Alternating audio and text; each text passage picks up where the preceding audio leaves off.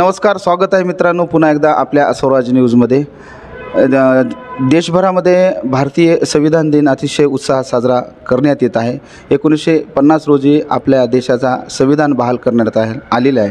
भारतीय संविधानाचे शिल्पकार डॉक्टर बाबासाहेब आंबेडकर यांच्या अथक परिश्रमातून आणि त्यांच्यासोबत असणाऱ्या सर्वांच्या परिश्रमातून या देशाला संविधान बहाल झालं आणि आज आपण त्या संविधानाच्या माध्यमातून आपल्याला सर्व भारतीयांना मूलभूत अधिकार मिळालेले आहे। संविधान कशा पद्धतीने साजरा होत आहे त्यानिमित्ताने संविधानाचे मूलभूत अधिकार आणि एकंदरीत संविधानावर असणाऱ्या बऱ्याचशा गोष्टीबद्दल माहिती देण्यासाठी आज आपल्या या चॅनलमध्ये आपल्यासोबत विशेष करून बोलण्यासाठी मानव मुक्ती मिशनचे संस्थापक अध्यक्ष असणारे आणि विविध सामाजिक चळवळीत अग्रगण्य काम करणारे महाराष्ट्रातील सर्वांचे लाडके असणारे वक्ते प्रवक्ते विचारवंत आदरणीय सावंत सर माझ्यासोबत आहेत। मी सरांचं खूप खूप स्वागत करतो। सर खूप खूप स्वागत आहे सर आपलं। सर धन्यवाद। आणि सर्वात प्रथम आपल्याला सर भारतीय संविधानाच्या दिनाच्या खूप खूप शुभेच्छा सर। Thank you sir. काय सांगाल आपण आमच्या सर्व प्रेक्षकांना? आजचा हा संविधान दिन आपण साजरा करत आहोत। संविधानाचे मूल्य अनेकांना याबद्दल माहिती नाही आहे, बऱ्याचशा गोष्टी आहेत, तर त्याबद्दल विस्तृत आपण बोलावं सर आमच्या प्रेक्षकांना। धन्यवाद सर। सगळ्यांना संविधान दिनाच्या शुभेच्छा। आणि जगभरामध्ये हा संविधान दिन अत्यंत उत्साहाने साजरा होतो आहे। जगभरात यासाठी की संविधानाचे इतर देशातले जगातले अभ्यासक आणि भारतीय लोक जे विविध देशांमध्ये गेलेले आहेत ते देखील या संविधान दिनाला फार उत्साहाने साजरा करतात। त्याची विविध कारणं आहेत। त्यापैकी एक कारण असं आहे की या संविधानाने जी मूल्ये दिली ही 2,500-3 हजार वर्षानंतर पहिल्यांदाच समग्र भारतीयांच्या हिताची आणि मुक्तीची मूल्ये ठरलेली आहेत। त्यामुळे हा संविधान पहिल्यांदा तर जगातल्या महाविद्वानांनी याचा प्रचंड आश्चर्यकारक गौरव केला। कारण विविध पंथ संप्रदाय धर्म आणि विविध जातींनी विभागलेल्या माणसांना एकत्र गुंफणं भारताच्या दृष्टीने फार अवघड आहे। म्हणजे एक संस्कृती असलेल्या एक धर्म असलेल्या देशात संविधान निर्मिती सोपी आहे। जसं बांगलादेश आहे, पाकिस्तान आहे, काही विविध एकाच धर्म जाती पंथाचे लोक आहेत, तिथे संविधान निर्मिती जरा सोपी आहे।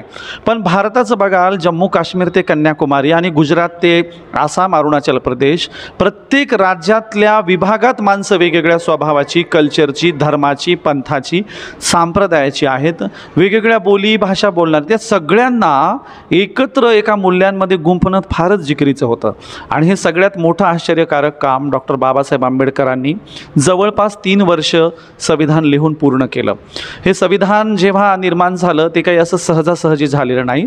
त्याच्यासाठी महाडिबेट झालेले आहेत। प्रचंड मोठा संविधानाच्या निर्मितीच्या काळात वैचारिक संघर्ष झालेला आहे, चर्चा झालेल्या आहेत। असं कोणी मानायचं कारण नाही की एका रात्रीत कोणीतरी वाटलं आणि ते लागू केलं, असं झालेलं नाही आहे। त्यासाठी बाबासाहेबांना संविधान सभेत चर्चा कराव्या लागल्या, डिबेट कराव्या लागल्या। एका शब्दावर ह्या चर्चा झालेल्या आहेत। जनतेला माहितीच आहे, आम्ही या शब्दावरून देखील मोठा खल झाला होता। संविधानाच्या प्रास्ताविकेतला पहिला शब्द कोणता असावा यावरून अनेकांच्या पंथ संप्रदायांच्या देवी देवतांची किंवा उपासकांची राजे महाराजांची नावं घालण्याबद्दलही आग्रह धरल्याचं बोललं जात आहे। परंतु बाबासाहेब म्हणाले, अरे जनतेचं संविधान आहे आणि जनतेचाच पहिला शब्द असला पाहिजे, म्हणून भारतीय संविधानाच्या प्रास्ताविकाचा पहिला शब्द आहे आम्ही। म्हणजे आपल्या सगळ्यांच्या प्रती हे अर्पण केलेलं संविधान आहे। या देशातल्या शेवटच्या व्यक्तीचा देखील त्याच्यात हस्तक्षेप आहे आम्ही या शब्दामुळे। त्यामुळे हे प्रचंड गौरवशाली उद्गार आहेत। अहो, या देशातले भटके विमुक्त असतील, आदिवासी असतील, यांना कुणी सहभागी करून घेतलं? कुठल्याही पंथ संप्रदाय धर्म कल्चर जात व्यवस्था कुठेही अदखलपात्र असलेली ही भटके विमुक्त आदिवासी किंवा आजचा शेड्यूल कास्ट हा वर्ग होता। अशा वर्गाला संविधानाचा घटक बनवला बाबासाहेबांनी। लोकशाहीमध्ये मतदानाचा अधिकार दिला आणि शेवटच्या व्यक्तीपासून अदानी अंबानीपर्यंत सगळ्यांना एका मताचा अधिकार दिला। अशी संविधानात असंख्य मूल्ये आहेत जे माणुसकी सदाचार जपणारे आहेत। म्हणून संविधानातली अंतर्गत अनेक मूल्य अनेक कलमं तर आपण बघूया। आर्टिकल 15 बद्दल तुम्हाला सगळ्यांना मी सांगेल की संविधान दिनाच्या निमित्ताने सांगेल। आर्टिकल 15 काय सांगतो? जात धर्म पंथ वंश संप्रदाय किंवा कुणाच्या लिंगभेदावरून भेदभाव करता येणार नाही। सार्वजनिक खाजगी ठिकाणी कुणी कुणाशी भेदभाव करू नये। अहो, हे कलम म्हणजे या देशामध्ये 2,500-3 हजार वर्षानंतरचा मुक्तीचा जाहीरनामा म्हटलं पाहिजे। कारण या देशामध्ये गोरगरिबांना सार्वजनिक रस्त्यावरून वावरता येत नव्हतं. तुम्ही बघितले अनेक राजे महाराजांच्या राजवटी भारतात होत्या. अस्पृश्य जाती जमातींच्या लोकांना रस्त्यावर सुद्धा भर दुपारी येता येत नव्हतं. त्यांची सावली पडली तर विटाळ मानला जायचा.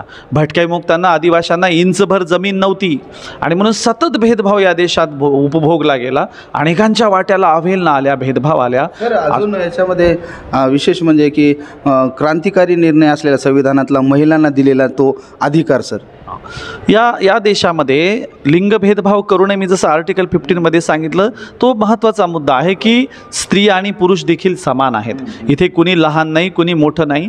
त्यामुळे बाबासाहेब गेल्याबरोबर आणि संविधान लागू झाल्याबरोबर तुम्ही बघितलंय स्त्रियांनी सगळ्या क्षेत्रात बरोबरीला भरारी मारलेली आहे. या देशाच्या पहिल्या प्रधानमंत्री असणाऱ्या इंदिराजी गांधीपासून ते आज तागायत काल परवा होऊन गेलेल्या अनेक स्त्रिया राज्यकर्त्या घ्या किंवा संविधानाला 100% द्रौपदीताई मुर्मू असतील, सगळ्या स्त्रिया असतील, याचं सगळं श्रेय भारतीय संविधानाला दिलं जातं. त्याचं कारण असं आहे, संविधान निर्मितीच्या अगोदरच्या शासन प्रशासन व्यवस्था बघाल तर त्याच्यात सगळ्यांच्या राजशासन व्यवस्थेत स्त्री ही दुय्यम होती, हीन होती, तुच्छ होती, गुलाम होती. स्त्रियांना तर नरकाचं द्वार जाहीररित्या म्हटलं गेलेलं आहे. न स्त्री स्वातंत्र्य मरहती, स्त्रियांना स्वातंत्र्याचे अधिकार नसतात असं मनुस्मृती सांगते. आणि म्हणून बाबासाहेबांनी दिलेल्या हक्काधिकारांमुळेच आज स्त्री सगळ्या क्षेत्रात तुम्हाला दिसते. त्यातल्या त्यात सर सर्व धर्माला दिलेला जो अधिकार आहे, धर्म स्वातंत्र्याचा अधिकार आहे, तो सगळ्यात महत्त्वाचा आहे. सामाजिक एकतेचा संदेश जो दातो सामाजिक एकतेचा, सामाजिक न्यायाचा जो संदेश आहे त्यात बाबासाहेबांचं किंवा संविधान निर्मात्याचं सगळ्यात मोठे पण काय मानावं लागेल तर संविधान निर्मात्याने बाबासाहेबांनी सगळ्यांना आपला पंथ, संप्रदाय, उपासना करण्याचं स्वातंत्र्य दिलंय. सगळ्यांना त्यांचं कल्चर पाळण्याचं स्वातंत्र्य दिलंय. म्हणजे आज बंजारा समाजाचा पोशाख बघाल तर अत्यंत आगळा वेगळा आहे, राजशाही पोशाख आहे. आज बंजारा समाज त्यांचा पोशाखात सणवार उत्सव साजरे करू शकतात, कुठेही जाऊ शकतात. तुम्ही इतर धर्मीयांचे पण जसं शिखांचा पोशाख बघा, शिखांना त्यांचा पोशाख वापरण्याचा, त्यांना त्यांच्या पद्धतीनं धार्मिक कार्य करण्याचा अधिकार दिलेला आहे. म्हणून आज तुम्हाला शीख तलवार घेऊन फिरताना दिसतील. याचंही श्रेय तुम्हाला संविधानाला बाबासाहेबांना द्यावं लागेल.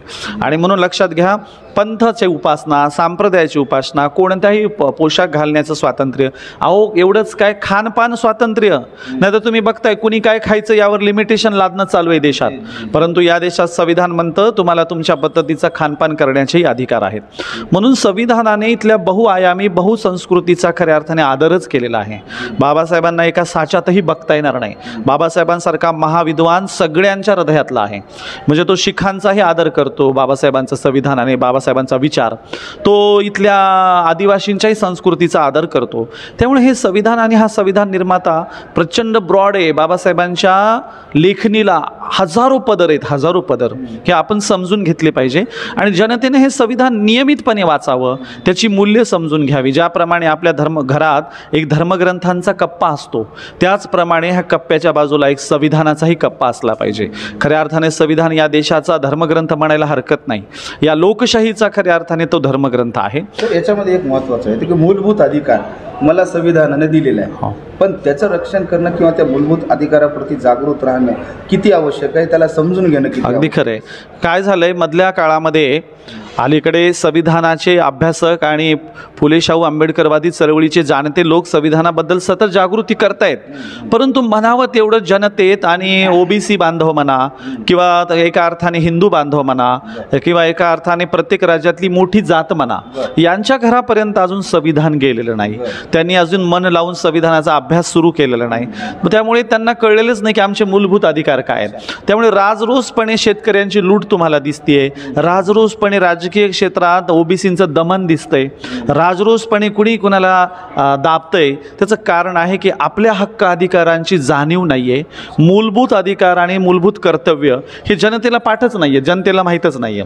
संविधानाने इथल्या जनतेलाच राजा बनवलेला, तो मतदानाचा अधिकार दिलेला. आता लोकसभा विधानसभा ज्याच्यामुळे मतदार राजा हा झालाय सर, मतदान देतो सर. तर थोडक्यात याबद्दल थोडं सांगा. खरं तर त्याला आपण मताधिकार म्हटलं पाहिजे. बाबासाहेब बाबासाहेबांनी संविधानाने अधिकार दिला, तो इतका कॉन्फिडंट दिला की तू त्याला दान म्हणून देऊन टाकायचं नाही, तर तो अधिकार आहे.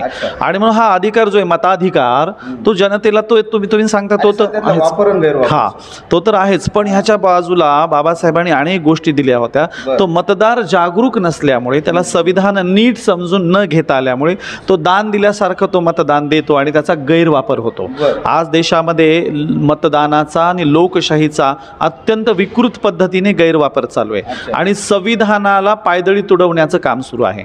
म्हणजे राजरोसपणे पैसे वाटले जात असतील, मतदारांनाच विकत घेतलं जात असेल, तर लक्षात घ्या, हा अपमान बाबासाहेबांचा आणि संविधानाचा आहे. हा सर्वात मोठा अपमान लोकशाहीचा आहे. लोकशाहीचा अपमान जनता कशी काय करू देते, हा मोठा प्रश्न आहे. मला राज्यकर्त्यांना आणि एखाद्या चळवळीच्या नेत्यांना काही बोलायचं नाही. जनता संविधानाचा, लोकशाहीचा अपमान कशी करते पैसे घेताना, हा प्रश्न आहे. याचा अर्थ असा होतो, जनतेत संविधानच रुजलं नाहीये, जनतेत लोकशाही अजून नीटशी कळलेली नाही. ते आपल्यावर सगळ्यांवर त्याची जबाबदारी आहे की जनतेला अजून कॉन्फिडंट बनवलं पाहिजे आणि त्याला मताधिकाराची किंमत समजून सांगितली पाहिजे. संविधान साक्षरता आणि संविधान जनजागृती करण्यासाठी प्राथमिक स्तरापासून, शालेय जीवनापासूनच त्याच्या मूलभूत हक्कांविषयी आणि एकंदरीत संविधानाचा हा विशेष अभ्यासक्रम असला पाहिजे असं वाटतं. 100%. नागरिक शास्त्र नावाचं जे आपल्याकडे शास्त्र आहे ना, ते फारच छोटं चपटं आहे. म्हणजे कधी कधी तर नागरिक शास्त्र आणि भूगोल असा कुठला तरी विषय एकत्रित असतो. अहो, या देशात नागरिक शास्त्र हे प्रचंड मोठं पुस्तक असावं आणि ते पहिल्या वर्गापासून PG लेवलपर्यंत असावं. संविधानाला घेऊन ते नागरिक शास्त्र असावं. संविधान हा नागरिक शास्त्रासारखा स्वतंत्र विषय असावा आणि लोकांना ते विविध कला, कौशल्य, गोष्टी, कथा, कादंबऱ्या, लोकशाहीची मूल्य हे संविधान वेगवेगळ्या मार्गाने शिकवावं. परंतु काय झालंय की लोक जर शहाणी झाली तर आम्हाला राजकारण करता येणार नाही. म्हणून अभ्यासक्रम मंडळ असेल किंवा राज्यकर्ते असेल, संविधानाला अभ्यासक्रमात मनापासून अंतर्भूत करत नाहीत. अहो, ते संविधानाची प्रास्ताविका अभ्यासक्रमात आणि पाठ्यपुस्तकात आणण्यासाठी आम्हाला लढे मोर्चे करावे लागलेत. प्रास्ताविकाच तुम्हाला जी अभ्यासक्रमात दिसते प्रत्येक पुस्तकात, ती काही सहजासहजी आलेली नाही. म्हणजे संविधानाची साधी प्रास्ताविका इथे अभ्यासक्रमात आणण्यासाठी संघर्ष करावा लागत असेल तर दुर्दैवी आहे. म्हणून संविधानाचा एक स्वतंत्र विषय अभ्यासक्रमात असावा अशी आपली मागणी आहे. मागच्या 75 वर्षात आता आपण साजरा करत आहोत 75 वर्षामध्ये संविधान दिन, तर तितक्या प्रमाणामध्ये संविधानाची जागृती, जनजागृती जी अपेक्षित होती तशी होताना नाहीये. त्याच्यात तुम्ही म्हणता तसं थोडंसं हे चळवळीवाले लोक आणि हे सगळेच लोक कमी पडलेत. हां, शासन स्तरावर तर ते तर लोक निरस आहेत. ते जे शासन स्तरावर जे करतात त्याला, हां, शासन स्तरावर ते जे करतात त्याला आम्ही ड्राफ्ट बनवून देतो, आम्ही सांगत असतो करा म्हणून. नाही तर राज्यकर्त्यांना संविधानाशी काही घेणं देणं. अहो, सगळे राज्यकर्ते कुठल्या तरी बुवा बापू कापूच्या मठावर जाऊन डोकं टेकवण्यात धन्यता मानतात, पण कधी संविधानाचा उत्सव करत नाही. आता तुम्हाला मी आज संविधान दिनाच्या निमित्तानं सांगेल, कोणत्या राज्यकर्त्याच्या व्यक्तिगत घरी संविधानाबद्दलचं काही वाचन झालंय ते बघा, लक्ष घाला. कुणाच्याही नाही आहे. लोकांना संविधानाचा अधिकार देऊन सुद्धा माझं तर म्हणणं काय, एखाद्या राज्यकर्त्याने सकाळी सकाळी घराच्या बाहेर पडताना संविधानाची प्रास्ताविका वाचून पडावं. रोज एक कलम वाचून राज्यकर्त्यांनी न्यायनिवाडा करायला, राजकारण करायला बाहेर पडावं. तुम्हाला दिसणार नाही, पण एखादा फेस्टिवल येऊ द्या, त्याच्यात ते कसे अंतर्भूत इन्क्लूड असतात बघा. आणि म्हणून ज्याप्रमाणे घरात तुम्ही एखादा धार्मिक उत्सव करता, त्याचप्रमाणे घरात संविधानाचा उत्सव करायला काय प्रॉब्लेम आहे. पण राज्यकर्ते नीरस आहेत, अशा कोणत्याही योजना त्यांच्याकडे नाही आहेत. आणि म्हणून सोशल वर्कर लोक जनतेला रोज सांगतात संविधानाबद्दल, त्यात ते कमी पडत आहेत. पण हे मात्र खरं आहे की संविधान आणखीन लोकांपर्यंत नेण्यात गेल्या 75 वर्षात आपण कमीच पडलेलो आहोत. याच्यात एक अजून महत्त्वाचा प्रश्न आहे की डॉक्टर बाबासाहेब आंबेडकरांना संविधानाचे शिल्पकार म्हणतात, पण अजून सुद्धा त्या पद्धतीनं तसं मान्यता काही लोक देत नाहीत किंवा संभ्रम निर्माण करतात किंवा अनेक गोष्टी आहेत. तर विस्तृत थोडं आमच्या प्रेक्षकांना काय असतं, जनता अज्ञानी असेपर्यंत एखादी अफवा चालून जाते आणि मग जनता हुशार झाली की ती अफवा करणारे म्हणतात नाही नाही आम्ही कुठं बोललो. गेल्या 20 वर्षात 30 वर्षात बाबासाहेबांना घेऊन सोशल मीडिया किंवा काय सांगीवांगी अफवा तंत्राचा वापर करून प्रचंड बदनामी झालेली आहे. बाबासाहेबांची व्यक्तिगत चारित्र्यात्मक बदनामी करायचा तर प्रयत्न झाला, आता संविधानाला घेऊन बदनामी चालू अशी की बाबासाहेबांनी संविधान लिहिलं नाही, हे एक नंबरची अफवा. दुसरी अफवा या लोकांची आहे की संविधान कुठली तरी कॉपी आहे. तिसरी अफवा आहे की काय संविधानात आमचे लोक होते. हे सगळं साफ खोटे ह्या अफवा आहेत. खऱ्या अर्थाने बाबासाहेब आंबेडकर आंबेडकरांनी एकट्या व्यक्तीने दिवस रात्र एक करून संविधान लिहिल्याचे आपल्याकडे डॉक्युमेंटली पुरावे आहेत. त्याचं कारण आहे, संविधान मसुदा समितीवर जी लोक नेमलेली होती त्यात कुणी विदेशात होतं, काही लोक आजारी होते, काही लोक विचारायला सुद्धा गेले नाही, आणि त्यामुळे हे सगळा जो भार पडला तो बाबासाहेब आंबेडकरांवर. आणि त्या काळातल्या बाबासाहेबांच्या समकालीन नेत्यांनी हे स्पष्ट म्हटलंय की एकट्या आंबेडकरांना हे सगळा भार पेलावा लागला, म्हणून बाबासाहेबांनीच संविधान लिहिलं. हे एक नंबर आहे. याबद्दल कोणी गैरसमज अफवा पसरवत असेल तर त्या थांबवल्या पाहिजे. तर याच्यामध्ये अजून एक गैरसमज दिला की संविधान हे विशिष्ट समाजाचं, हां असंही नाही आहे. हां तीही एक आहे. हां आता दुसऱ्या एका अफवेचं उत्तर मी निरसन करत होतो की ही काही कोण्या जगाची कॉपी नाही आहे, कोण्या देशाची नाही. अहो भारत जितका आगळा वेगळा आहे की कुणाची कॉपी कशी होऊ शकते. इथे पंथ, संप्रदाय, धर्म, चाली, रीती, परंपरा आहे का जगात सारख्या आहेत का. भारत ही जगापेक्षा अत्यंत वेगळी असलेली प्रतिकृतीचा देश आहे. हां त्यामुळे इथे कोणाला कॉपी करता येणार नाही. हा एक मुद्दा. आता तुम्ही म्हणताय ते एका समाजाचा आहे, एका जाती धर्माचा आहे. हा पण एक मोठा हा एक मोठा मधल्या काळात एक मोठा वर्ग होता की संविधानाने सगळं काही त्यांनाच दिलं, असा एक गैरसमज होता. असं काही नाहीये. संविधानाने आरक्षण देखील SC ST OBC सगळ्यांना दिलेलं आहे. SCतला फक्त बौद्ध समाज बाजूला करा जर कुणाला वाटत असेल की बौद्धांना काहीतरी मिळालं, पण सगळ्यांचा इतमूत विचार केला ना. आदिवासी समाजाचा केला, SCतल्या इतर जातींचा केला, आणखीन काय म्हणता येईल भटक्यांचा केला. त्यामुळे संविधान सगळ्यांचे, स्त्रियांचा विचार केला. अहो शेतकऱ्यांचा विचार आहे संविधानामध्ये, म्हणजे OBCचा आहे काय भटके मुग सगळ्यांचा विचार आहे. त्यामुळे संविधानाचा हा गैरसमज काढून टाकावा की एखाद्या विशिष्ट जातीचंच भलं करतं हे संविधान किंवा कोण्यातरी जातीच्याच हिताचं आहे. हा लोकांचा गैरसमज. संविधान भारतीयांचा संरक्षण करणारं कवच आहे. यस हां तुम्ही भारताच्या सीमा बघा तर मिलिटरीवरच्या सीमेपासून तर आतल्या ग्रामपंचायतीच्या राज्यकारभारापर्यंत सगळीकडे तुम्हाला संविधानाचं कवच दिसतं. मिलिटरी शासन प्रशासन कशी चालते, संविधानाच्या नियमावर चालते. अजून आपण राष्ट्रभक्त आजूबाजूची अस्थिरता आहे त्या देशामध्ये, अचानकच तिथली जनता विस्फोट होतो आणि अनेक ठिकाणी होतो, पण भारतामध्ये असं नाहीये. तुम्हाला सांगतो श्रीलंकेमध्ये मधल्या काळात राजवट उलथून लागली, राष्ट्राध्यक्षांना पळून जावं लागलं. त्या श्रीलंकेच्या आणि भारताच्या बाजूला असलेल्या बांगलादेशात गेल्या 2-3 महिन्यापूर्वी आपण बघितलंय एवढ्या मोठ्या राष्ट्राची राष्ट्राध्यक्ष असणाऱ्या एका स्त्रीला लपून चोरून पळून हेलिकॉप्टरने यावं लागलं. अहो स्त्रियांचा सन्मान न करणारी ही बाजूची राष्ट्र आहेत आपल्या आजूबाजूला. किंवा तुम्ही पाकिस्तान बघा, इराण, इराक बघा, अनेक राष्ट्रांमध्ये अत्यंत चुकीच्या पद्धतीने सगळा कारभार चालला. त्याचं कारण आहे तिथे सर्वसमावेशक आपल्या भारतासारखी लोकशाही नाहीये, ती रुजू शकलेली नाहीये, संविधानच नाहीये तिथे अशा प्रकारचं. आणि म्हणून भारताच्या संविधानाचं वैशिष्ट्य आहे की आपण अत्यंत खालच्या थरावर कुणाला जाऊ देत नाहीत, कुणी कुणाचा द्वेष करू देत नाहीत.